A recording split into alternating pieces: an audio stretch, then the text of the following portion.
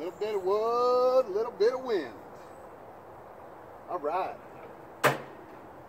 Little bit of wood, little bit of wind. Hey, I'm Matt with Sasquatch Barbecue. I'm going to be bringing you a three-part series on these two fine grills that we're looking at here.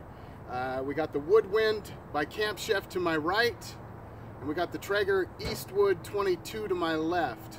I'd like to thank Camp Chef for sending this out to me so I could do a review on it. And on the Traeger here, I won this through a local bakery company for a picture contest. You can check out all my work on Instagram at Sasquatch_barbecue. I'm gonna give you a brief history in this quick video, which is gonna be one of three. I'm gonna touch on the setting up and my initial thoughts. I'm gonna do a cook, and I'm also going to be an end review on exactly which one I thought outperformed the other one, if one did. So my history is I'm a fire cooker. I love to cook on fire, around fire, with fire, beneath fire. I like to travel to some beautiful remote locations and cook on fire boxes and whatnot like that. So you can check all my stuff out, but let's get into this. I own Traeger brand. I've used Traeger brand. I like my Traeger. If you guys are unfamiliar with what these are wood-fired grills. These are wood pellet grills.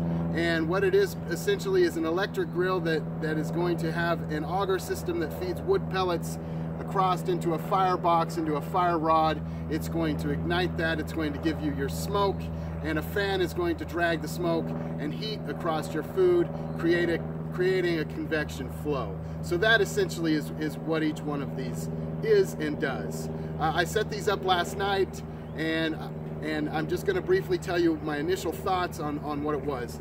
The Woodwind here took me about 45 minutes because I had this gorgeous Sear Box to put on here, and the Traeger was about a half an hour. These pretty much come assembled as far as the barrels and stuff like that. You're just adding the accessories, the handles, the chimney, the legs.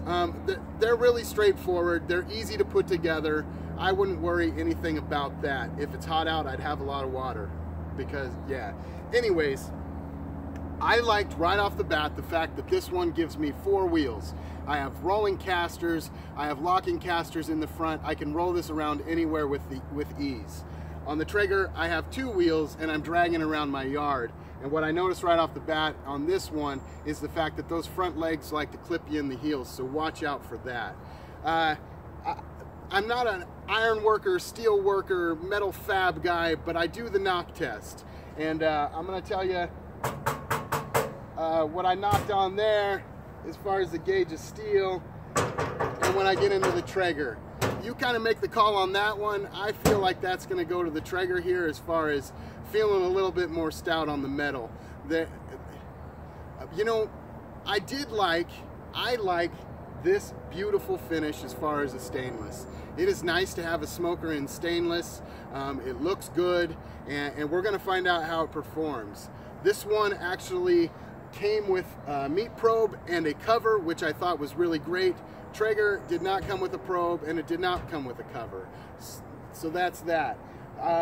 On here, the price point is going to be $6.99 for the unit, and you're going to add $200 at $8.99 with free shipping and a cover to get this to your door with this gorgeous Sear Box. And over here at the Traeger, this is $6.99 across the board, and this is what you're getting, just like this. So you make the call on that. I don't do square inches, and I don't give you all these numbers as far as that. I'm pretty simple when it comes to that. But I do EMF, which is exact meat fit. You can quote me on that. And we got over here in the Woodwind a couple beautiful ribeyes. I'm going to slide these over into the Traeger. And we got a 3-stack of racks of ribs, baby backs here. All that meat just came out of the fridge, so don't worry. I feel like I have a little more space here, a little more working space as far as going up top to the bottom. And it seems a little more shallow over here. Not by much though. It's not going to be a deal breaker. What the deal breaker is going to be is flavor, and it should be for you too. So like I said, this is part 1 of a 3-part series.